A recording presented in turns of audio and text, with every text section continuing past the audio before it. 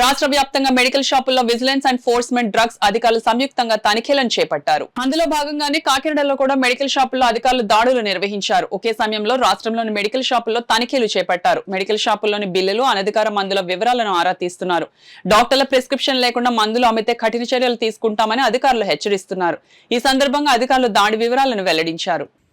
రాష్ట్ర డీజీపీ గారి ఉత్తర్వుల మేరకు ఆపరేషన్ గరుడలో భాగంగా విజిలెన్స్ టీము, అదేవిధంగా ఈగల్ టీము, అదేవిధంగా డ్రగ్ కంట్రోల్ వారు, సివిల్ పోలీసు అంతా కలిపి ఒక టీముగా ఏర్పడి రాష్ట్రంలో చాలా మెడికల్ షాపుల మీద ర్యాండమ్ చెకింగ్ జరుగుతుంది.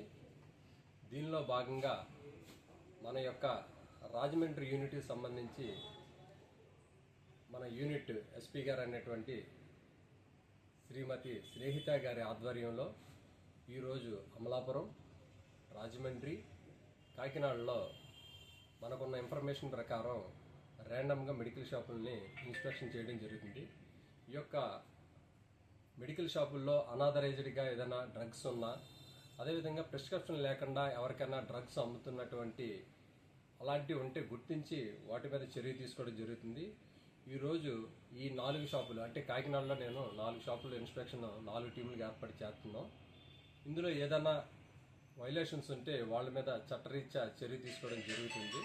ప్రస్తుతానికి ఇన్స్పెక్షన్ జరుగుతుంది. ఇందులో ఏదైనా వైలేషన్స్ ఉంటే తదుపరి మీకు మళ్ళీ మేము తెలియజేసుకుంటాం.